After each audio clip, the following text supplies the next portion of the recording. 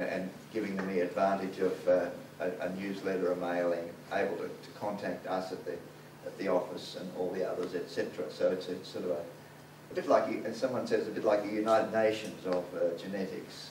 So, and I should say that if any of you need support for going to government or whatever, we've got a large collection of support letters from the most prominent geneticists and prominent organisations around the world. So David Lippman is, he's the director of NCBI, and that's almost like a letter from God, because he's arguably one of the most powerful geneticists in the world. And we've got letters from the president of the European Union, the European Society of Human Genetics, the American College of Medical Genetics, etc., etc. So that could also be used by people because they are generally supporting the project.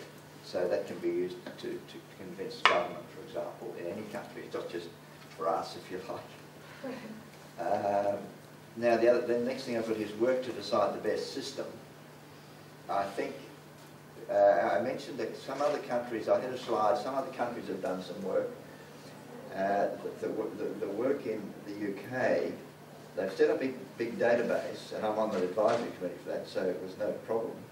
But they've set up this big database, and everyone is supposed to put their data into that database directly, whereas the people in Queensland and Australia have decided to try the opposite, which is spread the load by putting the databases out in the community, say, and then they